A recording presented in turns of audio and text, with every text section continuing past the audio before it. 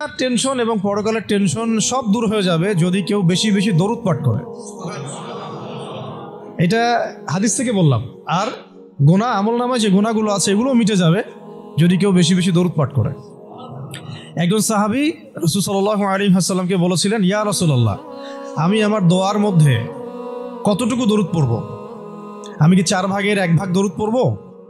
নবীজি বলেছেন সাল্লাল্লাহু আলাইহি ওয়াসাল্লাম, তুমি পড়তে পারো, চাইলে আরো বাড়াতে পারো, বাড়ালে তোমার জন্য উত্তম। ইয়া রাসূলুল্লাহ, আমি কি তাহলে 3 ভাগের 1 ভাগ দরুদ পড়ব আর 2 ভাগ দোয়া করব? নবীজি বললেন, করতে পারো, বাড়ালে তোমার জন্য উত্তম। ইয়া রাসূলুল্লাহ, আমি কি তাহলে অর্ধেক দরুদ পড়ব আর অর্ধেক দোয়া করব? নবীজি বলছেন, বাড়ালে উত্তম, চাইলে করতে পারো।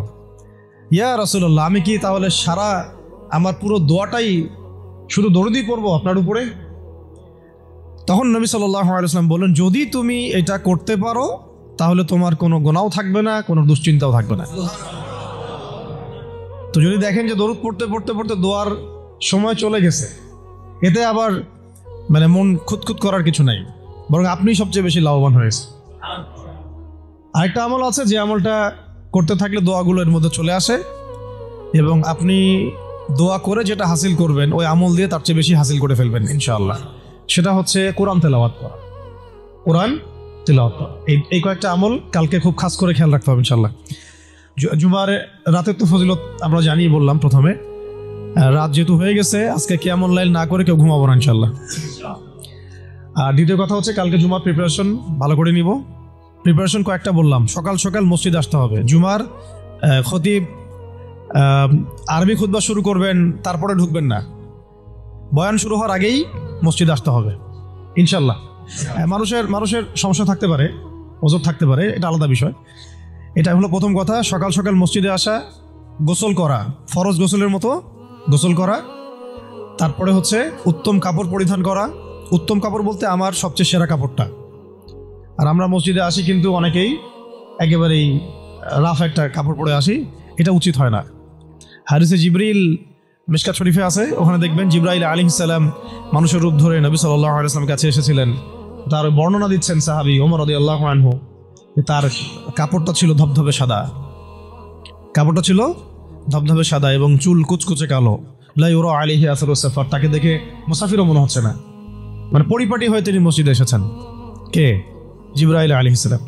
শিক্ষা দিয়েছেন আমাদেরকে যে মসজিদে আসলে পরিপাটি হয়ে আসলে খুযু যিনাতাকুম ইনদা কুল্লি মসজিদ। প্রত্যেকবার যখন তোমরা মসজিদে আসবে তখন সুন্দর করে আসো, সুন্দর কাপড় পরে আসো। তাহলে সকাল সকাল মসজিদে আসা, হিসাব করেন কয়টা বলতেছে। 1, সকাল সকাল মসজিদে আসা, ফরজ গোসলের মতো গোসল করা। 3, কে বললাম, আতর খুশবু ব্যবহার করা, উত্তম কাপড় পরিধান করা। 4টা। 5টা হচ্ছে ইমামের কাছাকাছি বসা, ইমামের কাছাকাছি বসার চেষ্টা করা। 6, খুতবা মনোযোগের সাথে শ্রবণ করা। খুতবা দুটোই, বয়ানটাও এবং আরবিটা দুটোই খুতবার অংশ। যেহেতু আমাদের দেশের মানুষ আরবিটা বুঝে না, এই কারণে বাংলায় বয়ান করা হয়, কিন্তু খুতবা কিন্তু আরবিতেই দিতে হয়। অনেকে আবার বলেন যে মাতৃভাষাই খুতবা, এটা নিয়ে একটা ইখতিলাফ সৃষ্টি করে দেয়। এখন বলেন তো দেখি, সারা বিশ্বের মধ্যে কোন ভাষাটা সবচেয়ে বেশি বুঝে মানুষ? ইংরেজি। ঠিক বলছেন। কোন ভাষা সবচেয়ে বেশি বুঝে? তো এখন কি হজের খুতবাটা ইংরেজিতে দেওয়া লাগবে? হ্যাঁ, হজে বিভিন্ন জায়গা থেকে মানুষ আসে, এই যে কয়দিন আগে হয়ে গেল, হজে খুতবা হয় না? এখন যেহেতু সব ইন্টারন্যাশনাল ভাষা হচ্ছে ইংরেজি, তেমন কি হজের খুতবাটা ইংরেজিতে দেওয়া লাগবে? খুতবা আরবিতেই। খুতবা কিসে? আরবিতেই। ওটা বোঝা আমার দায়িত্ব, আমাকে বুঝতে হবে। বোঝার জন্য আমাকে যদি আরবি শিখতে হয়, শিখতে হবে। এইভাবে ইসলামী খেলাফত যখন কায়েম ছিল তখন আরবি সারা বিশ্বে ছড়িয়ে পড়েছিল, তখন সবাই মোটামুটি আরবি ভাষা বুঝতো। যখন থেকে খেলাফত চলে গেছে, জাতীয়তাবাদ চলে আসছে, আর কয়েকটা তন্ত্রমন্ত্র, ওগুলো নিয়ে পরে কথা বলছি, এগুলো যতদিন আমাদের পর্যন্ত মাথাটা খেয়ে ফেলছে আর কি আমাদের, তখন আরবিটাও আস্তে আস্তে শিক্ষা ব্যবস্থা থেকে উঠে গেছে। এখন আপনি এটা ঐচ্ছিক হয়ে গেছে, আগে বাধ্যতামূলক ছিল। তো খুতবা শুনবেন, খুতবা শোনার পরে খুতবা চলাকালীন কাউকে ডিস্টার্ব করা যাবে না। ডিস্টার্ব করা যাবে না বলতে, কেউ যদি পাশে কথাও বলে তাকে এটাও বলা যাবে না চুপ করো, এটাও বলা যাবে না, উচিত না। সাহাবীরা যদি এমন কেউ একটু বাচ্চা যদি দৌড়াদৌড়ি করতো, তাহলে ছোট ছোট এরকম পাথর রাখতেন সামনে, ওইটা দিয়ে ঢিল দিয়ে সতর্ক করতেন, খুতবা হচ্ছে বসো, মুখ দিয়ে বলতেন না যে বসো। মানে এইভাবে তারা খুতবা শুনতেন। এই কারণেই তো কথাগুলো কলিজা পর্যন্ত পৌঁছাতো এবং সেটা আমলে আসতো।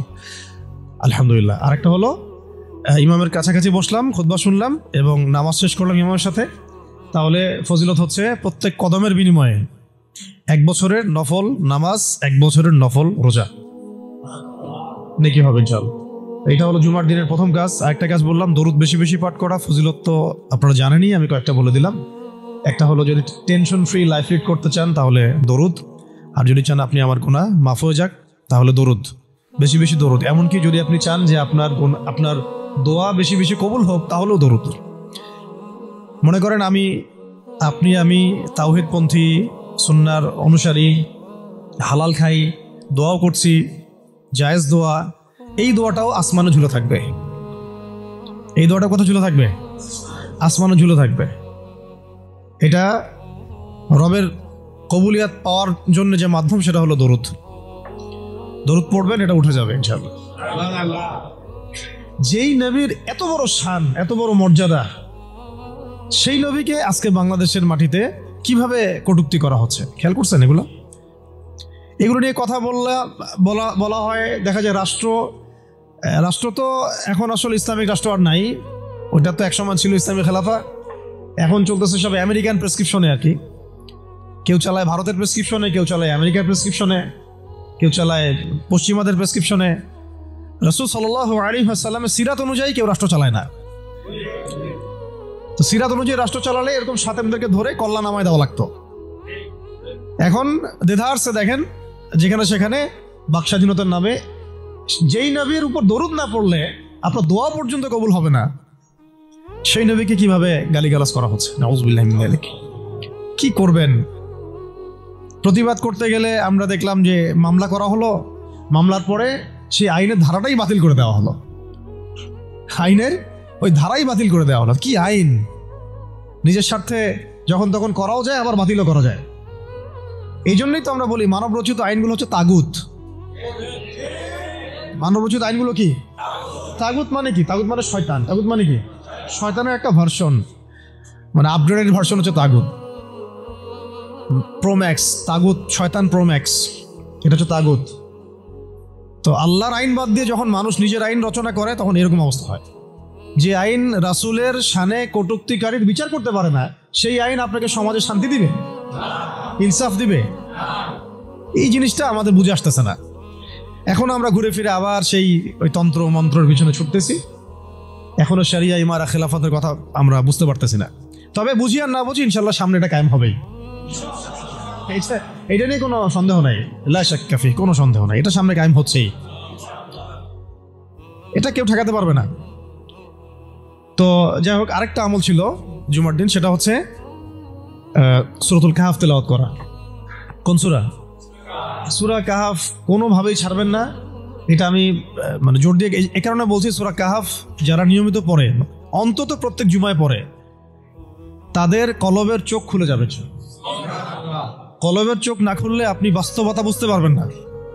কোনটা হক, কোনটা বাতিল, কোনটা ন্যায়, কোনটা অন্যায়, কোনটা সহি, কোনটা গলত, ঠিক আছে? কোনটা ন্যায়, কোনটা অন্যায়, কোনটা জুলুম, কোনটা ঈমান, কোনটা কুফর, এই যে পার্থক্য, তাওহীদ শিরক, আসলে এই সত্য কোনটা, মিথ্যা কোনটা, এই যে গোলক ধাঁধা এখন চলতেছে সারা বিশ্ব জুড়ে, এইটা আপনি ভিতরের চোখ ছাড়া দেখতে পারবেন না। বাইরের চোখ দিয়ে দেখলে অনেক কিছুই অনেক রকম মনে হবে, কিন্তু আসলে বাস্তবতা এমন না। বাইরের চোখ দিয়ে দেখলে অনেক কিছুই মনে হবে খুব ভালো, আসলে ওটার ভিতরে কুফরি আছে। বাইরের চোখ দিয়ে দেখলে মনে হবে খুব সুন্দর, আসলে ওর মধ্যে শিরক আছে। এই যে অন্তর্দৃষ্টি, আমরা একটা কথা বলি হিকমা আল বাসীরা, প্রজ্ঞা, বাংলা ভাষায় বলে কি প্রজ্ঞা, দূরদর্শিতা, বাংলা ভাষায় বলে দূরদর্শিতা, এটা হাসিল হবে সূরা কাহাফ তেলাওয়াত করলে। আর শেষ জামানায় এই দূরদর্শিতার দরকার এত বেশি, এই আমলগুলো জুমার দিন ছাড়া ঠিক হবে না কোনোভাবেই। তো প্রতি সপ্তাহে আমলগুলো জারি থাকবে ইনশাআল্লাহ। আল্লাহ পাক সবাইকে করার তৌফিক দান করেন। তো আজকে আমি লম্বা আলোচনা করার সময় পাচ্ছি না, ইনশাআল্লাহ আপনাদের সাথে আবার দেখা হবে ইনশাআল্লাহ। কোনো একদিন দিনের বেলা এসে লম্বা সময় দেওয়ার চেষ্টা করবো ইনশাআল্লাহ।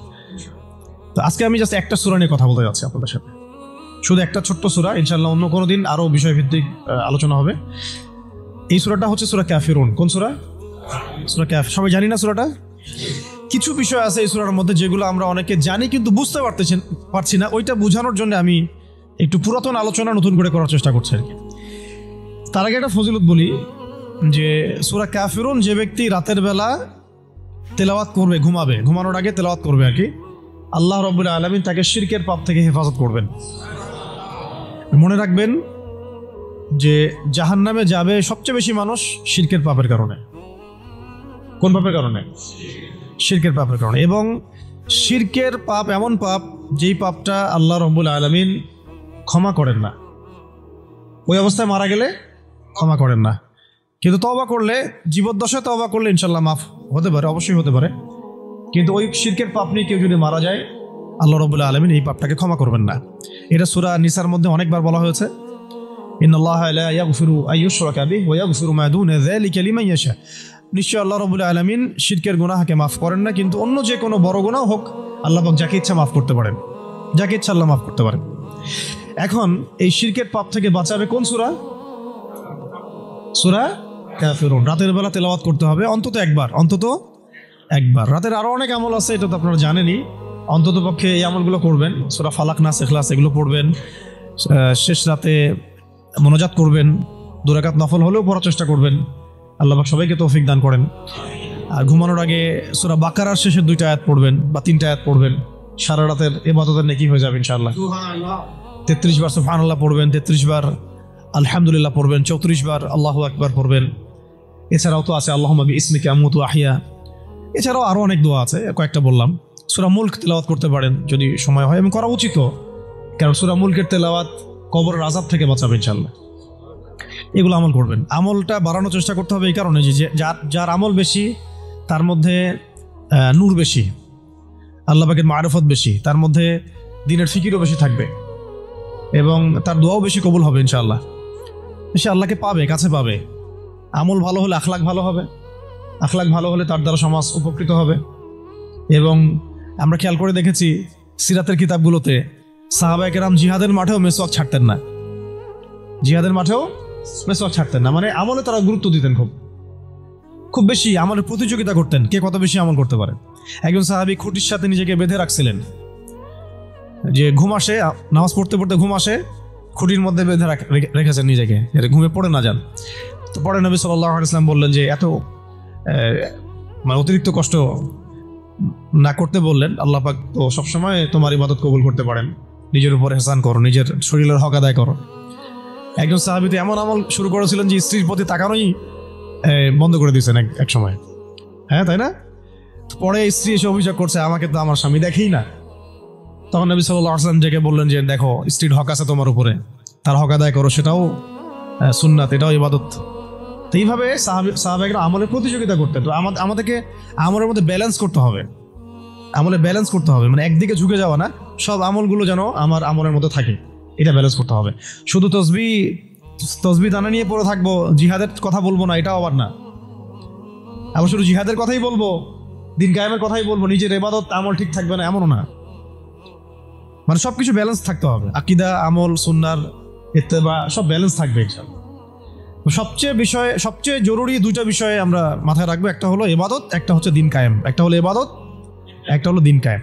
ইবাদত তো ব্যক্তিগত ব্যাপার, এটা জীবনের প্রত্যেকটা ক্ষেত্রে ইবাদত থাকবে। আর দিন কায়েম করতে হবে জীবনের প্রতিটা ক্ষেত্রেই, শুধুমাত্র ব্যক্তিগত জীবনে, ইবাদত বন্দেগীর জীবনে না, আমার অর্থনীতি, ব্যবসা বাণিজ্য, আমার সংস্কৃতি, শিক্ষা এবং রাজনীতির মধ্যেও আল্লাহ পাক তৌফিক এনায়েত করেন। তো এখন যেটা বলতে চাচ্ছিলাম যে একদিন আপনারা তো সিরাত মোটামুটি পড়েছেন, সিরাত মানে রাসূল সাল্লাল্লাহু আলাইহি ওয়াসাল্লামের জীবনী, তো মোটামুটি পড়েছেন আমি আশা করি। যদি না পড়ে থাকেন অবশ্যই পড়বেন, ঠিক আছে? প্রথমে শুরু করবেন তো কোরআন তেলাওয়াত থেকে। কোরআন তেলাওয়াত শিখতে শিখতে সিরাতটা পড়ে ফেলবেন। সিরাতটা আগে পড়া থাকলে আপনি কোরআন হাদিসের অর্থ যখন পড়তে শুরু করবেন তখন বুঝতে পারবেন যে কোন আয়াত কোন প্রেক্ষাপটে, কোন হাদিস কোন প্রেক্ষাপটে নাজিল হয়েছে। আপনার মাথায় পুরো 23 বছরের একটা ফ্রেম থাকবে, এটা খুব জরুরি। তাহলে আপনি বুঝতে পারবেন যে কিভাবে দিন প্রতিষ্ঠা করতে হবে, এবং কিভাবে নবী সাল্লাল্লাহু আলাইহি ওয়াসাল্লাম করেছেন, তার উপর দিয়ে কি অতিবাহিত হয়েছে, সাহাবীদের উপর দিয়ে কি অতিবাহিত হয়েছে, এটা আমাদের মাথায় থাকবে। এবং কোন প্রেক্ষাপটে তারা কিভাবে রিয়াক্ট করেছেন ওইটা আমাদের মাথায় থাকবে। সিরাতটা আমি পড়ার জন্য খুব বেশি জোর দেই। আরেকটা বিষয় বলতে চাই যে এই সিরাতের প্রথম যে 13 বছর এটা ছিল মাক্কি জীবন। কোন জীবন? মানে মক্কায় নবী সাল্লাল্লাহু আলাইহি ওয়াসাল্লাম দাওয়াত দিচ্ছেন। তো মক্কার পরিবেশটা কেমন? মক্কার পরিবেশটা হচ্ছে আবু জেহেলদের শাসন চলতেছে। কাদের শাসন? আবু জেহেলের শাসন চলছে, আবু লাহাবের শাসন চলছে, উতবা সাহেবা এদের কর্তৃত্ব চলছে। আবার একই সাথে নবী সাল্লাল্লাহু আলাইহি ওয়াসাল্লাম তিনিও একটা সম্ভ্রান্ত বংশ থেকে আসছেন, সম্ভ্রান্ত গোত্র থেকে, বনু হাশিম থেকে। তো তার গোত্রের মর্যাদা অনেক বেশি, ঠিক আছে। আর এদিকে বনু মাখজুম, বনু এই তাইম, বনু তাই, বনু আদি, আরো অনেক গোত্র আছে। তো তারাও কিন্তু মোটামুটি প্রভাবশালী। তো রাজনৈতিক যে ক্ষমতাটা, মক্কার রাজনৈতিক যে ক্ষমতাটা, এটা আছে ওই সময় আবু জেহেল, আবু লাহাব, উতবা সাহেবা এদের হাতে। এবং ওদের একটা পার্লামেন্ট ছিল, ওর নাম ছিল দারুন নাদওয়া। কি নাম ছিল? দারুন নাদওয়া। তারা আল্লাহকে বিশ্বাস করত, একটু ভালো করে বোঝার চেষ্টা করেন। তারা আল্লাহ পাককে বিশ্বাস করত, আল্লাহ বলে একজন আছে, এটা তারা আকীদা ঠিক রাখতো। এমনকি আল্লাহ পাক সৃষ্টিকর্তা, আল্লাহ পাক রিজিক দাতা, আল্লাহ সন্তান দাতা, এটাও তারা বিশ্বাস করত। কারা বিশ্বাস করত? আবু জেহেল, আবু লাহাব, উতবা সাহেবা, তারাও বিশ্বাস করত। তাহলে কিসে বিশ্বাস করতো না? তারা তাওহীদে রুবুবিয়াত বিশ্বাস করতো, কিন্তু উলুহিয়াত, আসমা ও সিফাতে বিশ্বাস করতো না। মানে আল্লাহ পাকেরই যে বিধান মানতে হবে, আল্লাহ পাকেরই যে দাসত্ব করতে হবে এবং মৃত্যুর পর জবাবদিহিতা আছে, এই বিষয়গুলোতে তারা বিশ্বাসী ছিল না। এখন প্রথম 3 বছর নবী সাল্লাল্লাহু আলাইহি ওয়াসাল্লাম গোপনে দাওয়াত দিয়েছেন। কত বছর? প্রথম 3 বছর। আর চতুর্থ বছর থেকে প্রকাশ্যে দাওয়াত শুরু হয়েছে। মক্কার কত বছর মোট? 13 বছর। এই সময় তো ইসলামী রাষ্ট্র কায়েম হয় নাই, হয়েছে দাওয়াত হয়েছে, খালি দাওয়াত। কোন পরিবেশে দাওয়াত? বলুন। আবু জেহেলের যে রাজত্ব, ওর মধ্যে দাওয়াত হয়েছে। মনে করেন যে আপনি এখন আছেন মোদির রাজত্বে, মনে করেন ওই রকম একটা পরিবেশে যদি ইসলাম আসে, ওইটা একটা মক্কার মিসাল হইতে পারে, যে ওইটা একটা মক্কার মতো পরিবেশ। ওইখানে আপনি দাওয়াত, সবাই অমুসলিম, সবাই মূর্তি পূজারী, সবাই মুশরিক, ওখানে আপনি ইসলামের দাওয়াত দিচ্ছেন। পরিস্থিতি কত কঠিন! কঠিন না সহজ?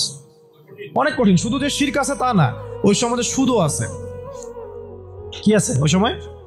সুদ আছে। ওই সমাজের মধ্যে জেনা আছে, ওই সময় ব্যভিচার আছে, ওই সময় মাদক দ্রব্য আছে, মেয়েদের অবমাননা আছে, কন্যা সন্তানের জীবন্ত দাফন করা হয়, তারপরে জুয়া আছে, মারামারি, হানাহানি, কাটাকাটি, গোত্রে গোত্রে দ্বন্দ্ব, এগুলো একটা সমাজের মধ্যে। একটু চিন্তা করেন, কল্পনা করেন। আপনার এই এলাকা কি এমন? আপনার এলাকা কি এমন? না। কিন্তু ওই বিষয়গুলোর কিছু কিছু বিষয় তো অবশ্যই এখনো আছেই, বরং এমন কিছু বিষয় আছে যেগুলো আগের চেয়ে বেশি আছে। না, আইয়ামে জাহিলিয়াতের যে কথাটা বলছি, আইয়ামে জাহিলিয়াতে কিন্তু সমকামিতা ছিল না এত বেশি। আপনার পুরো বাংলাদেশে এখন সমকামিতা আইয়ামে জাহিলিয়াতে যে বেশি।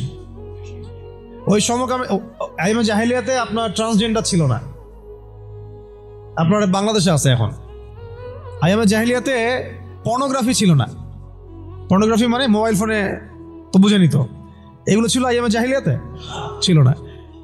প্রযুক্তির এত উৎকর্ষ ছিল না যেটা দিয়ে এরকম বোম টোম ফেলে, পারমাণবিক বোম দিয়ে মানুষকে মেরে ফেলা যায়, ছিল না। এরকম এয়ারক্রাফট নিয়ে গাজার উপর দিয়ে গেল, বোম ফেলে দিল, মেরে ফেললো শিশুদেরকে, এমন ছিল? মানে অনেক ব্যাপার আমি আপনাকে দেখাতে পারবো যেগুলো আইয়ামে জাহিলিয়াতের চাইতে এখন অনেক বেশি আছে, শয়তানি। কিন্তু কিছু কিছু বিষয় ছিল যেগুলো আবার আইয়ামে জাহিলিয়াতে ছিল না। এক কথায় আমরা এটা বলতে পারি যে নবী সাল্লাল্লাহু আলাইহি ওয়াসাল্লাম যখন নবী হয়ে এসেছেন, তখন 23 বছরের মধ্যে তিনি আইয়ামে জাহিলিয়াতকে কবর দিয়ে গেছেন। কিন্তু যখন থেকে আবার খোলাফায়ে রাশেদার শাসন চলে গেছে, ইসলামী খেলাফতগুলো আস্তে আস্তে আস্তে আস্তে অ্যাবলিশ হয়ে গেছে, তখন আবার নতুন করে জাহিলিয়াতগুলো এই সমাজে, শুধু সমাজে না, সমাজে, রাষ্ট্রে, বিশ্বের বুকে একেবারে একদম ঢুকে গেছে না, মানে একদম শেকড় গেড়ে ফেলছে। এখন সময় হচ্ছে ওই আবার নতুন শেকড় গাড়া জাহালাতগুলোকে উপড়ে ফেলার, এইটা সময় এখন। এই জন্য পরিস্থিতিটা বুঝতে হবে যে নবী সাল্লাল্লাহু আলাইহি ওয়াসাল্লাম কোন জায়গায় দাওয়াতের কাজ করছিলেন। চোখ বন্ধ করে চিন্তা করেন যে একটা সমাজের মধ্যে খালি মূর্তি, সবাই মূর্তি পূজা করে, সবাই সুদ খায়, ধরেন সবাই, বেশিরভাগই দেখা যায় জেনা করে, মেয়েদের তেমন কোনো বৈবাহিক অধিকার নাই, সম্পত্তির অধিকার নাই, বাচ্চাকে কবর দিয়ে দিচ্ছে জীবন্ত, মদ খাচ্ছে মানুষ, জুয়া খেলতেছে, মারামারি করছে, ইত্যাদি ইত্যাদি ইত্যাদি। এরকম একটা অবস্থায় রাসূলুল্লাহ সাল্লাল্লাহু আলাইহি ওয়াসাল্লাম ইসলামের দাওয়াত দেওয়া শুরু করলেন।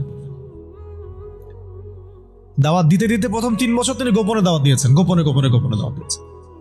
ওই সময় কিন্তু তৈরি হয়েছে আবু বকর রাদিয়াল্লাহু আনহু, ওসমান রাদিয়াল্লাহু আনহু, আলী ইবনে আবি তালেব, যায়েদ ইবনে হারুসা, এই সাহাবায়ে কেরাম তৈরি হয়েছেন ওই সময়। আব্দুল্লাহ বিন মাসউদ, বিলাল ইবনে রাবাহ, এই সাহাবায়ে কেরাম তৈরি হয়েছেন কিন্তু ওই প্রথম 3-4 বছরে।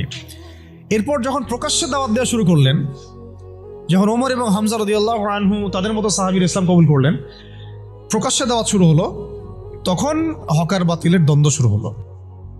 মানে সত্য নিয়ে আপনি যখন মাঠে নামবেন তখনই মিথ্যার সাথে দ্বন্দ্ব শুরু। এটা নিয়ম, চিরায়ত নিয়ম।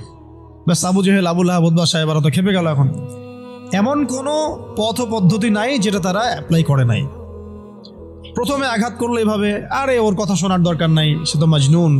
ব্যক্তিগত আক্রমণ খেয়াল করে দেখবেন, এখনও আপনি বাংলাদেশে দাওয়াতের কাজ শুরু করেন, সবার আগে আপনি শয়তানদের পক্ষ থেকে, মানে মানুষ এবং জিন শয়তান উভয়, দুটার কথাই বলতেছি, শয়তানদের পক্ষ থেকে সবার আগে বাধা পাবেন আপনার ব্যক্তি নিয়ে। সবার আগে আক্রমণ করা হবে, আগে ব্যক্তিগত জীবনে আক্রমণ করা হবে।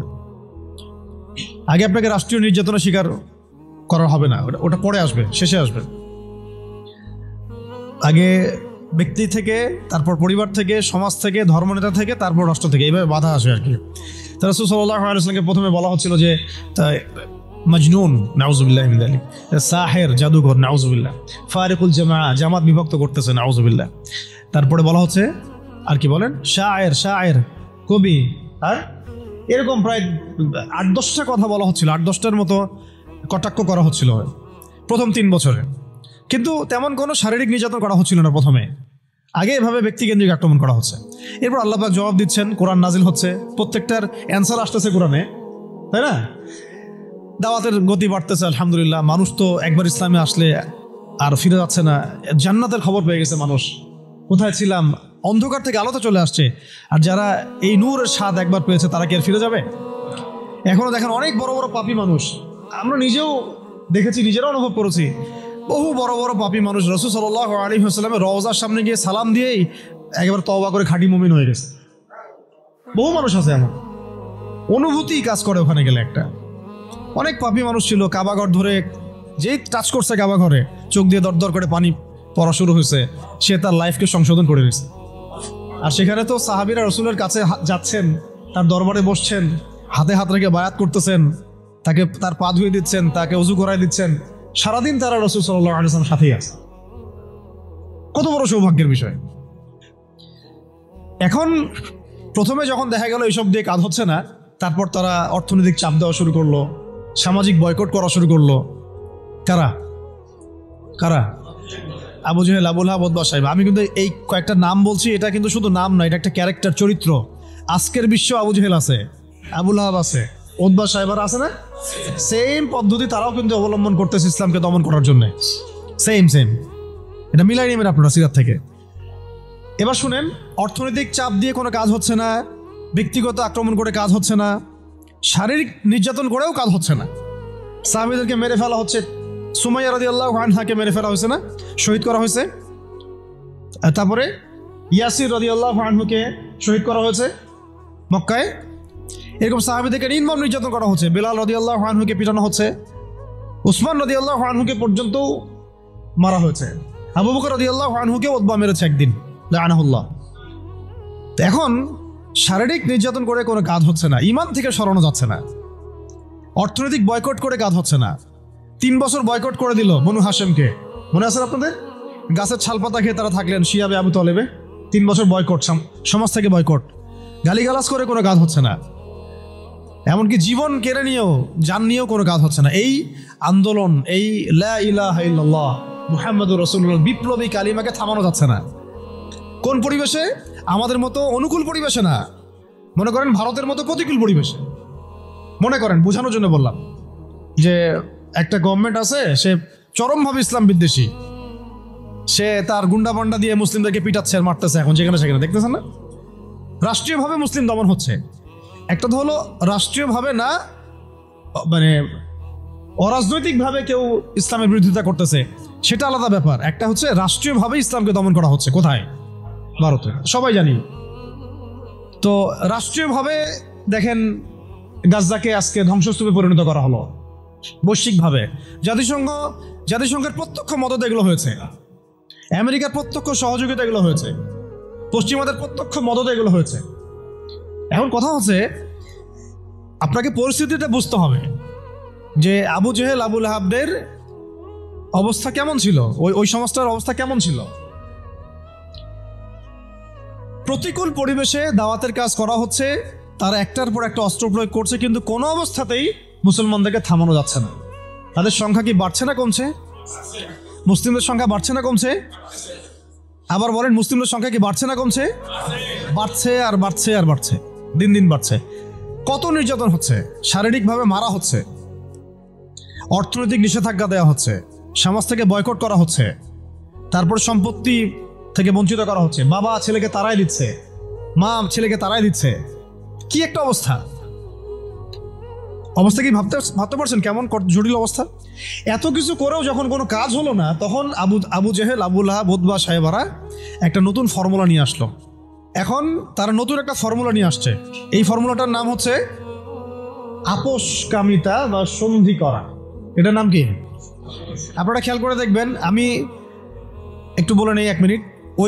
ওই আইয়ামে জাহিলিয়াতে যে জাহালাতগুলো আপনি দেখছেন, শিরকের জাহালাত, সুদের জাহালাত, রিবা, তারপরে মাদক, তারপরে জেনা, ব্যভিচার, গোত্রীয় হানাহানি, সব আপনি এখনকার বিশ্বে দেখতে পারবেন।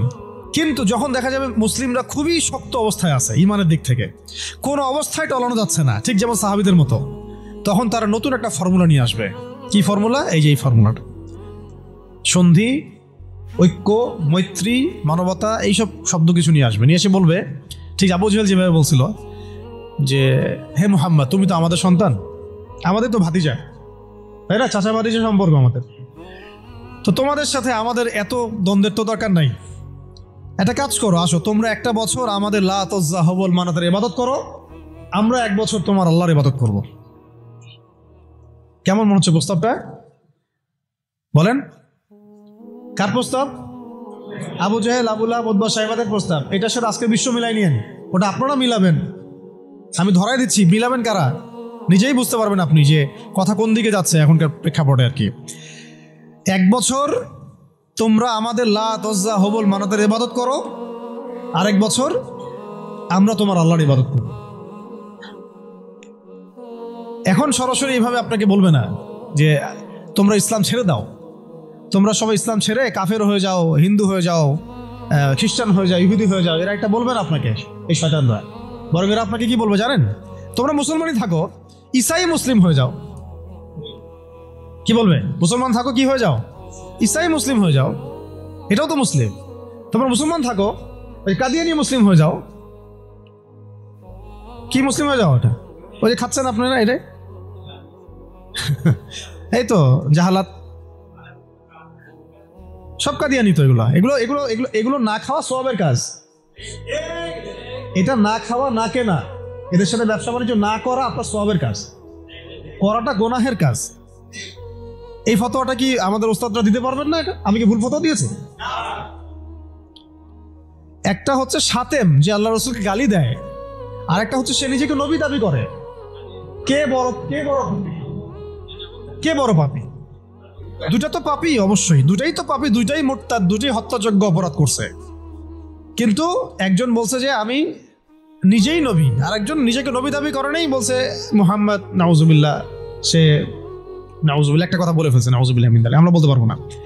এখন কথা হচ্ছে দুজনেই কিন্তু সাতেম, দুজনেই কিন্তু মুরতাদ, উভয়কেই হত্যা। ইসলামী ফিকহে এটাই আছে। কিন্তু এর মধ্যে বড় পাপীটাকে,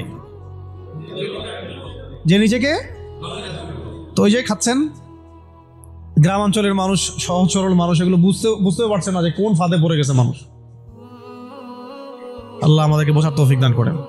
আর তারা এই নীরবে নীরবে নীরবে তাদের শিকড়টাকে শক্ত করেছে, অর্থনৈতিক ভিত্তি শক্ত করেছে, তাদের জনবল বাড়াইছে, বিভিন্ন জায়গায় তারা জায়গাটাকে কিনে ফেলছে।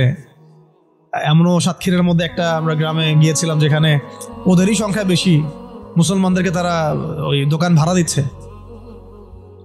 আমরা তো আসি ওই যে হাত বাঁধবো কোথায়, তাই না, এই যে এগুলো নিয়ে। আর এদিকে যে কি অবস্থা ভিতরে, যে মানে আমাদের কি অবস্থা, এটা এটা এটা বোঝার জন্য সূরা কাহাফ তেলাওয়াত করেন, তাহলে বুঝতে পারবেন ইনশাআল্লাহ। তা আমি বলছিলাম যে ওটা অন্য প্রসঙ্গ, এটা নিয়ে আপনারা খতমে নবুয়ত একটা বিভাগই আছে মারকাজুদ দাওয়ায়, খতমে নবুয়ত বিভাগ আছে একটা, ওই খতমে নবুয়তের অনেক কিতাব, অনেক আর্টিকেলস সব ছাপানো হয়ে গেছে। এগুলো আপনারা পড়লেই বুঝতে পারবেন কত বড় ধোঁকাবাজি, কত বড় প্রতারণা। এটা নিয়ে ইনশাল্লাহ আরেকদিন কথা বলবো ইনশাল্লাহ, ঠিক আছে? তবে এদের সাথে কোনো রকম সম্পর্ক রাখবেন না, কোনো রকম। এটা আপনি ইমানের দাবি। আমি বলছি না যে আপনি অস্ত্র নিয়ে আপনি গিয়ে তাকে গর্দান নামায় দেন, এটা আপনি করতে পারবেন না। এটা আপনি করার মতো এখন আপনার ক্ষমতা নাই। যদি এটা ইসলামিক রাষ্ট্র হতো তাহলে আমরা এটার ব্যবস্থা নিতে পারতাম।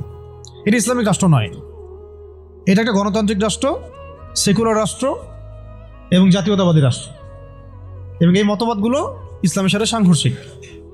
ঘোড়ায় পেঁচায় খাওয়ানোরও কোনো সুযোগ নেই। এই মতবাদগুলো দিয়ে আপনি ইসলামী শরিয়া রাষ্ট্র কায়েম করতে পারবেন না, এটা শেষ কথা। এটা চেষ্টা করে দেখে নেন, পারবেন না, কেউ পারে না আজ পর্যন্ত। এখন মূল যেটা কথা ছিল যে ওরা বলেছিল কি 1 বছর ইবাদত করো লাত উজ্জা হবল মানাতের, আমাদের মূর্তিগুলার, আমরা 1 বছর তোমার আল্লাহর ইবাদত করবো, ঠিক আছে? এখনকার আবু জেহেল, আবুল আহাব বা সাহেবারা বলছে তোমাদের ধর্ম চেঞ্জ করার দরকার নাই, তোমরা ইসাই মুসলিম হয়ে যাও, তোমরা কাদিয়ানি মুসলিম হয়ে যাও। ওর নাম দিচ্ছে আহমদিয়া মুসলিম জামাত। তোমরা ধর্ম চেঞ্জ করার দরকার নাই, তোমরা আমাদের সুদভিত্তিক অর্থনীতিটা গ্রহণ করো। কি সুদের বিরুদ্ধে বললে অনেকে একটু খারাপ লাগে না? তোমরা ধর্ম চেঞ্জ করার দরকার নাই, লা ইলাহা ইল্লাল্লাহ পড়ো, মুহাম্মদ রাসূলুল্লাহ পড়ো, নামাজ পড়ো, হজ করো, উমরা করো, যাকাত দাও, কোনো সমস্যা নাই, কিন্তু আমাদের সুদভিত্তিক ব্যাংকিং সিস্টেমটা নাও। মানুষ নিয়েছে, প্রত্যেকটা মুসলিম কান্ট্রির মধ্যে এখন সুদভিত্তিক ব্যাংকিং সিস্টেম আছে। বুঝতে পারছি আমি কথা? হ্যাঁ, ধর্ম চেঞ্জ করার দরকার নাই, তোমরা আমাদের গণতন্ত্র নাও। কি নাও? বাস নিচ্ছে মুসলমানরা। ধর্ম চেঞ্জ করার দরকার নেই, তোমরা আমাদের জাতীয়তাবাদ নাও। মুসলমান জাতীয়তাবাদ নিয়ে নিছে। ধর্ম চেঞ্জ করার দরকার নাই, তোমরা আমাদের সেকুলারিজম মতবাদটা নাও। মানুষ নিয়েছে। ধর্ম চেঞ্জ করতে হবে না, তোমরা মুহাম্মদের উম্মত থাকো সাল্লাল্লাহু আলাইহি ওয়াসাল্লাম, তোমরা আমাদের কমিউনিজম নাও, সমাজতন্ত্র নাও। মানুষ নিয়েছে। এইভাবে এখনকার যুগের আবু জেহেল, আবুল আহাবরা আমাদেরকে ওই প্রস্তাবের মধ্যে নিয়ে আসছে। আমরা ওই সময় তো সাহাবায়ে কেরাম জবাব দেওয়ার আগে আল্লাহ পাক জবাব দিয়ে দিয়েছেন, আর সেই জবাব তো কোরআনে মওজুদ আছে। আমরা এই যুগের আবু জেহেল, আবুল আহাবদেরকে ওই জবাবটা দিতে পারি নাই, যেই জবাবটা আল্লাহ পাক কোরআনে দিয়েছেন। আল্লাহ পাক কি বলেছেন এই প্রস্তাবের পরে? আল্লাহ পাক বলেছেন, কুল, হে নবী আপনি বলেন, ইয়া আইয়ুহাল কাফিরুন, হে কাফেররা শুনো ভালো, লা আ'বুদু মা তা'বুদুন, আমি তার ইবাদত করি না যার ইবাদত তোমরা করো। আমি তার ইবাদত করি না যার ইবাদত তোমরা করো। ওয়ালা আনতুম আবিদুন মা আ'বুদ, তোমরা তার ইবাদতকারী নও যার ইবাদত আমি করি। ওয়ালা আনা আবিদুন মা আবাদতু, এবং আমি তার ইবাদতকারী নই যার ইবাদত তোমরা করো। ওয়ালা আনতুম আবিদুন মা আ'বুদ, এবং তোমরাও তার ইবাদতকারী হবে না যার ইবাদতকারী আমি। এখানে আয়াতকে রিপিট করা হয় নাই, বরং এটাকে একটাতে আপনার বর্তমান কালকে বোঝানো হয়েছে, একটাকে ভবিষ্যৎ বোঝানো হয়েছে। কিয়ামত পর্যন্ত মুসলমান মন্দিরে যাবে না, আর মন্দিরে যে যায় লোক সে এই মসজিদ আসবে না। আসলে ধর্ম চেঞ্জ করে আসতে হবে। লাকুম দীনুকুম ওয়ালিয়া দীন, তোমাদের দিন তোমাদের জন্যে, আমার দিন আমার জন্য। তো এই জবাবটা আমরা এখনকার বিশ্বকে দিতে পারি নাই। ভালো করে খেয়াল করে দেখছেন? এইভাবে সূরাগুলোকে মিলাতে হবে। ওরা এখন আপনাকে বলছে না সরাসরি যে আপনি ধর্ম চেঞ্জ করেন, আপনি অমুসলিম হয়ে যান, কাফের হয়ে যান, মোরতাদ হয়ে যান, এগুলো তারা বলবে না। তারা বরং বলবে আপনাকে আমাদের সুদটা নাও, আমাদের সংস্কৃতি নাও, আমাদের শিক্ষা ব্যবস্থা নাও, আমাদের রাজনৈতিক সিস্টেমগুলো নাও, আমাদের গণতন্ত্র নাও, আমাদের ধর্মনিরপেক্ষতাবাদ নাও, আমাদের কমিউনিজম নাও, আমাদের জাতীয়তাবাদ নাও। আর কি বলবেন? আমাদের সিকিউরিটি সিস্টেম নাও, আমাদের প্রযুক্তি নাও, আমাদের মিডিয়া নাও, এগুলো নাও। ধর্ম চেঞ্জ করার দরকার নাই। কাদিয়ানি হও, ইসাই মুসলিম হও, কিন্তু লা ইলাহা ইল্লাল্লাহ ওটাও পড়ো। এই যুগের লাত উজ্জা হবল মানাতরা আরো বেশি ভয়ঙ্কর। এই যুগের আবু জেহেল, আবুল আহাব বা সাহেবারা আরো বেশি ভয়ঙ্কর ওই যুগের আবু জেহেল, আবুল আহাবদের চাইতে। আর ওই যুগের সাহাবায়ে কেরাম যে ভাষায় উত্তর দিয়েছিলেন, এই যে কোরআনের ভাষায়, যে লাকুম দীনুকুম ওয়ালিয়া দীন, কিয়ামত পর্যন্ত না তোমরা আমাদের দিনের অনুসারী হবা, আর না আমরা তোমাদের দিনের অনুসারী হব। তোমাদের সাথে আমাদের এইসব আদর্শিক কোনো ঐক্য হইতে পারে না। আদর্শিক কোনো ঐক্য হতে পারে না। হ্যাঁ, ব্যবসা বাণিজ্য হতে পারে। কি হতে পারে? ব্যবসা বাণিজ্য হতে পারে, মুআমালাত মুআশারাত হতে পারে, প্রতিবেশী হিসেবে থাকতে পারে, অনেক কিছু আছে। কিন্তু আদর্শিক যেখানে, ইসলাম যেখানে প্রশ্নবিদ্ধ, ইসলামের মৌলিক বিষয় যেখানে ক্ষতিগ্রস্ত হবে বা বাধাপ্রাপ্ত হয়, এরকম কোন উসুলে তোমার আমার কখনো ঐক্য হতে পারে না। এখন যে কথাগুলো আমি বললাম এগুলো কি ইসলামের মৌলিক বিষয় না? কেউ যদি কাদিয়ানি হয় সে কি আর মুসলিম থাকে? কেউ যদি ইসাই মুসলিম হয় মুসলিম থাকবে? কেউ যদি চরম সুদখোর হয় সে তো আল্লাহর সাথে যুদ্ধ করতেছে, রাসূলের সাথে যুদ্ধ করতেছে, সে কিভাবে মুসলিম হতে পারে? কেউ যদি এরকম পশ্চিমা তন্ত্রমন্ত্রের পূজা করে সে কি আর মুসলিম থাকতেছে নাকি? ফাসেক হয়ে যাচ্ছে। তো এখন কথা হচ্ছে এই সূরা থেকে আমাদের এই শিক্ষাগুলো নিতে হবে যে আজকের বিশ্বেও, আজকের এই জামানাতেও কোনো অবস্থাতেই এই কাফের, মুশরিক, মুরতাদ, মুনাফিক এরকম কোনো তন্ত্রমন্ত্রের ফাঁদে আমাদেরকে পা দেওয়া যাবে না। কেন দেওয়া যাবে না? কারণ আল্লাহ রাব্বুল আলামিন আমাদেরকে পরিপূর্ণ শরিয়া দিয়েছেন, পরিপূর্ণ কোরআন দিয়েছেন, সুন্নাহ দিয়েছেন, প্রত্যেকটা বিষয়ের পুঙ্খানুপুঙ্খ সমাধান দিয়েছেন। আমার অন্য কারো কাছ থেকে সমাধান ধার করারও কোনো দরকার নেই। আমাদের ব্যক্তিগত জীবনের হেদায়েত কোরআন সুন্নাহে মওজুদ আছে, পারিবারিক হেদায়েত আছে, সামাজিক আছে, শিক্ষা ব্যবস্থার আছে, সংস্কৃতির আছে, রাষ্ট্রীয় এবং রাজনৈতিক হেদায়েতও আছে। আমাকে তোমার কাছ থেকে তন্ত্রমন্ত্র ধার করতে হবে না। এই বিষয়টা আমাদের খুব ভালো করে বুঝতে হবে। কোন ক্ষেত্রে কি হেদায়েত আছে এইটার জন্য আমাদেরকে পড়াশোনা করতে হবে, দেখতে হবে, জানতে হবে, খুঁজতে হবে, ওলামায়ে কেরামের সাথে মাশওয়ারা করতে হবে। আর কোনো জায়গায় যদি দেখেন যে কোনো আলেমও এগুলোতে প্রভাবিত হয়ে গেছে তাহলে আপনি হকপন্থী আলেম খুঁজে বের করবেন। এইভাবে আমাদেরকে সামনের পথটা চলতে হবে। এই সূরার পর একটা সূরা আছে, কি নাম? সূরা নাসর। কোন সূরা? তাই না? সূরা নাসর না? এই শেষ করে দেই, টুক অনেক দেরি হয়ে গেছে। এখন যখন কোন প্রেক্ষাপটে সূরা কাফিরুন নাজিল হয়েছিল আপনাকে তো বলছি একবার, ওই রকম প্রেক্ষাপটে এই সূরা নাজিল হয়েছে। আর এখন তো আমরা আছি ইসলাম বান্ধব পরিবেশের মধ্যে। তাহলে আমরা কেন এই যুগের আবু লাহাব, আবু জেহেল, উতবা, সাইবাদের এই তন্ত্রমন্ত্রগুলোর অনুসারী হব, ওদের ধোকায় পা দিব? যেখানে ওর ইসলামকে আক্রমণ করবে আমরা কেন সেখানে সায় দিব? অথচ মক্কার মতো অবস্থায় সাহাবায়ে কেরাম এইভাবে জবাব দিয়েছেন সূরা কাফিরুনের জবাবে। আর এখন তো আমার সামনে নামাজের পরিবেশ আছে, যাকাতের পরিবেশ আছে, আমরা মুসলিম সংখ্যাগরিষ্ঠ, আমরা সবাই লা ইলাহা ইল্লাল্লাহ বুঝি, আলহামদুলিল্লাহ আমরা নামাজ পড়ছি, তিলাওয়াত করছি, অনুকূল পরিবেশ আছে। এখন কেন আমাকে এই যুগের আবু জেহেল, আবু লাহাবদের দাসত্ব করতে হবে বলেন? কোনো যুক্তি আছে? যুক্তি তো নাই, কোনো কারণও নাই। কারণ নাই। এই সূরার পরেই আল্লাহ পাক বলেছেন ইযা জাআ নাসরুল্লাহি ওয়াল ফাতহ, যখন আল্লাহর সাহায্য আর বিজয় আসবে। মানে ওই রকম প্রতিকূল অবস্থাতেই বিজয়ের সুসংবাদ দিয়ে দেওয়া হয়েছে যে এই অবস্থা চিরকাল থাকবে না, তো এইটা তোমরা সবর করে এটা উতরায় উঠো, এখানে ঈমানের পরীক্ষাটা দাও, পাশ করো। ইযা জাআ নাসরুল্লাহি ওয়াল ফাতহ, সামনেই আসতেছে তোমাদের জন্য বিজয়। এটা তো সূরা সফেও আছে, ওয়া উখরা তুহিব্বুনাহা নাসরুম মিনাল্লাহি ওয়া ফাতহুন করিব ওয়া বাশশিরিল মুমিনিন। আর তোমরা যেটা পছন্দ করো দুনিয়ার, তোমরা দুনিয়াবি বিজয় অর্জন করবে, সেটাও সামনে আসতেছে। ফাতহুন করিব, আল্লাহ বলেছেন করিব, নিকটে আসবে এটা। ওয়া বাশশিরিল মুমিনিন ওয়া রাআইতান নাস ইয়াদখুলুনা ফি দীনিল্লাহি আফওয়াজা, একটা সময় আসবে মানুষ দলে দলে আল্লাহর দিনে ঢুকতে থাকবে। তখন আল্লাহ পাক বলেছেন ফাসাব্বিহ বিহামদি রাব্বিকা ওয়াস্তাগফির ইন্নাহু কানা তাওয়াব। এবং যখন এই বিজয়টা আসবে তখন এই আবু জেহেল, আবু লাহাব, উতবা, সাইবা এদের অস্তিত্ব কি হবে? তাব্বাত ইয়াদা আবি লাহাবি ওয়া তাব। আবু লাহাবের হাতও ধ্বংস হবে, সে নিজেও ধ্বংস হবে। মিলাতে পারছেন সিকোয়েন্সটা? এইভাবে আসছে বিষয়টা। যখন এই বিজয় আসবে তখন এই সব আবু লাহাব ধ্বংস হয়ে যাবে। আবু লাহাব এখানে শুধু একজন ব্যক্তি নয়, আবু লাহাব এখানে একটা রূপকথা, একটা উপমাও বটে। প্রত্যেক যুগে যুগে আবু লাহাব থাকবে। এই যুগের আবু লাহাব কারা জানেন? যারা সুদ ভিত্তিক এই ব্যাংকিং সিস্টেমের এই হর্তাকর্তা, এরা হচ্ছে এই যুগের আবু লাহাব। মা আগনা আনহু মালুহু ওয়া মা কাসাব, তাদের এইসব হারাম মাল কোনো কাজে আসবে না, এবং তারা এগুলো যেটা অর্জন করেছে সেটা কোনো কাজে আসবে না। সায়াসলা নারান যাতা লাহাব, আগুনে প্রবেশ করবে তারা। ওয়া ইমরাতুহু, এবং তার স্ত্রীও। এখানে স্ত্রী মানে শুধু স্ত্রী না, স্ত্রী মানে কিন্তু সহযোগী। স্ত্রী মানে কি? সহযোগী। এরা কিন্তু একা কাজ করে না, আমি বললাম না একজন একজনের সহযোগী। হাম্মালাতুল হাতাব, হেল্প করতো তাকে। কি করতো? খড়কুটা নিয়ে এসে ডিস্টার্ব করতো না নবী সাল্লাল্লাহু আলাইহি ওয়াসাল্লামকে, ফেলে রাখতো, কষ্ট দিত। ওরাও এখন দেখেন আল্লাহর দ্বীনকে কষ্ট দেয়, রাসূলুল্লাহ সাল্লাল্লাহু আলাইহি ওয়াসাল্লামকে কষ্ট দেয়। ওই যে সূরা কাফিরুনের ওই অবস্থায় টিকে থাকাটা কত কঠিন। লাকুম দীনুকুম ওয়ালিয়া দীন, কত কঠিন। ওই সিরাতের রাস্তা পাড়ি দেওয়া লাগবে, ওই সবর করতে হবে, মারও খাওয়া লাগতে পারে, জানও যাবে, হিজরতও করা লাগতে পারে। হিজরত করেছেন নবী সাল্লাল্লাহু আলাইহি ওয়াসাল্লাম। তারপরে ইসলামী রাষ্ট্র আল্লাহ পাক দিবেন ইনশাআল্লাহ। কিসের মাধ্যমে দিবেন? দাওয়াত, তাবলীগ এবং জিহাদের মাধ্যমে। দাওয়াত, তাবলীগ এবং জিহাদের মাধ্যমে, শুধু দাওয়াত আর তাবলীগের মাধ্যমে না, দাওয়াত, তাবলীগ এবং সাথে জিহাদও থাকতে হবে। তারপরে ইসলামী রাষ্ট্র ব্যবস্থা আসবে ইনশাআল্লাহ। এরপরে দেখেন কি বলা হলো, ওমরাআতুহু, তার স্ত্রীও থাকবে। হাম্মালাতুল হাতাব ফি জিদিহা হাবলুম মিন মাসাদ। দেখেন ওর গলায় থাকবে জাহান্নামে ওই যে ছোবরা, রশি।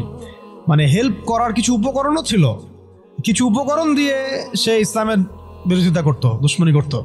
এখনো তার অনেক উপকরণ বের করে ফেলছে ইসলামকে মানে ক্ষতিগ্রস্ত করার জন্য। এমনকি দেখেন কত কত নতুন নতুন প্রযুক্তি আসছে, এই প্রযুক্তিগুলো দিয়ে তারা ইসলামের ক্ষতি করতেছে। ভালো করে খেয়াল করে দেখেন, এমন অনেক প্রযুক্তি তারা বের করেছে, মিডিয়া বের করেছে, প্রযুক্তি বের করেছে, সিস্টেম বের করেছে, তন্ত্রমন্ত্র বের করেছে, মানে উপকরণ লাগে ইসলামকে ক্ষতিগ্রস্ত করার জন্য। আবুল হাবের স্ত্রীও উপকরণ দিয়েই নবী সাল্লাল্লাহু আলাইহি ওয়াসাল্লামকে ক্ষতি করার চেষ্টা করছিল।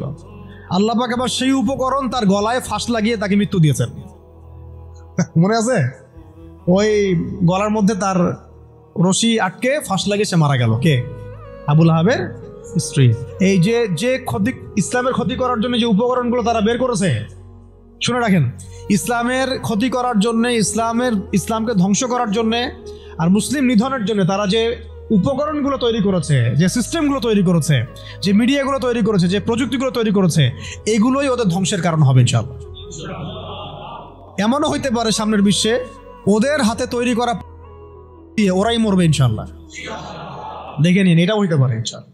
এটা সম্ভাবনা আছে, হবে এটা তো আমি বলতে পারবো না, এটা হতে পারে, সম্ভাবনা আছে, সম্ভাবনা আছে। আল্লাহ পাক যেন এদের মধ্যে শত্রুতা লাগায় দেন, একে অপরকে দিয়ে ধ্বংস করায় দেন। আমিন। যেভাবে ওরা মুসলিমদেরকে ধ্বংস করার পায়তারা করেছে, এর চেয়ে 1000 গুণ বেশি ধ্বংস আল্লাহ পাক তাদেরকে করে নেন। আমরা দোয়া করবো কাদের জন্য? যাদের মনের মধ্যে ইসলামের জন্য সিম্প্যাথি আছে, সফট কর্নার আছে, ইসলামকে মন থেকে ভালোবাসে, এই ভাইদের জন্য আমরা দোয়া করবো। এই জন্য আমরা বাংলাদেশের এই সিস্টেমের মধ্যে ধরেন আর্মি, র্যাব, পুলিশ, বিজিবি, আমাদের পলিটিশিয়ান যারা বুঝে না বুঝে বিভিন্ন মানে জালেমের সহযোগীও হয়ে গেছে, আমরা সবার জন্যই দোয়া করি আল্লাহ পাক যেন তাদের সবার হৃদয়টাকে ঘুরায় দেন। তাদের মধ্যে অনেক মানুষ আছে যারা বুঝে না বুঝে হয়তো দুনিয়াবি কোনো স্বার্থে অন্যায়ের পথে চলে গেছে, বা বুঝে না, ইসলামটা বুঝে না, কিন্তু আবার ইসলামকে ভালোবাসে, ইসলামকে ভালোবাসে। আমরা এই ভাইদের জন্য দোয়া করতে পারি। এই জালেমদের জন্য আমরা কি দোয়া করতে পারবো? অতএব ফি জিদিহা হাবলুম মিন মাসাদ, এটাও হবে, দেখে নিন। আর শেষ কথা কি, এটা কে করবেন? এই পুরো পরিকল্পনাটা কার? এই পুরো পরিকল্পনা হচ্ছে পরের সূরায় কুল হুয়াল্লাহু আহাদ। এটা এক আল্লাহর পরিকল্পনা।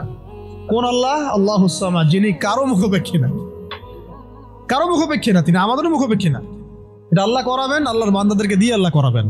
কোন আল্লাহ? লাম ইয়ালিদ, যিনি কাউকে জন্ম দেন নাই, ওয়া লাম ইউলাদ, তাকেও কেউ জন্ম দেয় নাই, ওয়া লাম ইয়াকুল লাহু কুফুয়ান আহাদ, তার মতো সমতুল্য আর কেউ নাই। অতএব তোমরা যতই বাড়াবাড়ি করো, যতই তোমরা ইসলামের বিরুদ্ধাচরণ করো না কেন, ইসলামকে ধ্বংস করার চেষ্টা করো না কেন, সূরা কাফিরুন থেকে মক্কা বিজয় পর্যন্ত হালত আসবে ইনশাআল্লাহ। আর এখন যা চলতেছে এটাও ইনশাআল্লাহ আস্তে আস্তে পরিবর্তন হতে থাকবে, এবং ইনশাআল্লাহ আমরা আবার করবো ইনশাআল্লাহ। এই বিষয়ে কোনো সন্দেহ নাই যে সামনে ইসলামের বিজয় আসবে এবং মুসলিমদের সেই হারানো সেই গৌরব ঐতিহ্য আবার ফিরে আসবে। কিন্তু এইটা আপনার ঘরে বসে থাকলে রেডিমেড হাতে মান্না সালোয়ার মতো আসবে না। এটা মান্না সালোয়ার আসার যুগ না, এটা আবাবিল পাখি আসারও যুগ না। এখানে পাথর আপনাকেই ছুটতে হবে। আবাবিল পাখি এসে পাথর ছুটবে না, এটা পাথর কাকে ছুটতে হবে? আপনাকেই ছুটতে হবে। ব্যাস, আল্লাহ পাক শর্ত দিয়ে দিয়েছেন, ইন তানসুরুল্লাহ ইয়ানসুরকুম, তোমরা আল্লাহর দ্বীনকে সাহায্য করো, আল্লাহ তোমাদেরকে সাহায্য করবে। ওয়া ইউসাব্বিত আকদামাকুম, আল্লাহ তোমাদের পা শক্ত করে দিবেন। ওয়া ইন তাতাওয়াল্লাউ ইস্তাবদিল কওমান গায়রাকুম, তোমরা যদি মুখ ফিরে চলে যাও, আল্লাহ পাকের কিছু যায় আসে না, আল্লাহুস সামাদ, আল্লাহ অন্য কওমকে হেদায়েত দিয়ে তোমাদের স্থলাভিষিক্ত করবেন। সুম্মা লা ইয়াকুনু আমসালাকুম, তারা তোমাদের মতো হবে। ব্যাস, এই হলো মূল কথা। তাহলে আমরা চাচ্ছি আল্লাহর ইবাদত করতে, তার জমিনে তার দিনকে বিজয় করতে। তো এই বিজয় কি এমনি এমনি আসবে? কাজ করতে হবে তো নাকি? কয়েকটা কাজ আমরা করবো ইনশাল্লাহ, নিয়ত করতে পারি। প্রত্যেকে দিনের ফরজ জ্ঞান অর্জন করবো ইনশাল্লাহ, ঠিক আছে ইনশাল্লাহ। শেষ রাত শুরু হয়ে গেছে, আল্লাহ পাক যেন তৌফিক দান, আমিন। এখন দোয়া কবুল হবে। প্রত্যেকেই দিনের ফরজ জ্ঞান অর্জন করবো ইনশাল্লাহ। আমল বাড়াই দিব ইনশাল্লাহ, হালাল হারাম মেনে চলবো ইনশাল্লাহ। আমাদের পরিবারের পর্দার ব্যাপারে খেয়াল রাখবো, আমাদের শিক্ষার ব্যাপারে খেয়াল রাখবো, এবং জীবনের একটা নির্দিষ্ট ক্ষেত্রে ইবাদত করবো এমন না, পুরো জীবনটাকেই সুন্নাহ ভিত্তিক ঢেলে সাজাবো ইনশাআল্লাহ। এর পাশাপাশি প্রত্যেকটা এলাকায় আপনারা ঐক্যবদ্ধ থাকবেন, জামাবদ্ধ থাকবেন। এখন তো আর ওই অবস্থা নাই যে একজন আমি এরা সবাই মামুর হয়ে আছে, এমন তো অবস্থা নাই। তাই প্রত্যেকটা অঞ্চলেই তাওহীদপন্থী মানুষরা একসাথে থাকবেন ইনশাআল্লাহ। আর ইসলামপন্থী যে ভাইরা আছেন, বিভিন্ন দল সংগঠন করছেন, তাদের সাথে মিলেমিশে থাকবেন। একে অপরের সাথে কোনো কাদা ছোড়াছড়ি বা কোনো রকমের দ্বন্দ্বে যাবেন না। তাদের দ্বারা ইসলামের উপকার হলো তো আলহামদুলিল্লাহ, কিন্তু যদি দেখা যায় তারাও এইসব তন্ত্রমন্ত্রের ধোকায় পড়ে গোলকধাঁধায় হারায় যান, এতে আল্লাহর কিছু যায় আসবে না। আল্লাহ পাক শরিয়া কায়েম করাই দিবেন ইনশাআল্লাহ। তারাও বুঝতে শিখবে, বুঝতে পারবে যে এইসব পশ্চিমা তন্ত্রমন্ত্র দিয়ে শরিয়া কায়েম হবে না। অন্ততপক্ষে কিছু যদি উপকার হয় তাহলে তাও তো ভালো, ইসলামের জন্য ওইটুকু ভালো।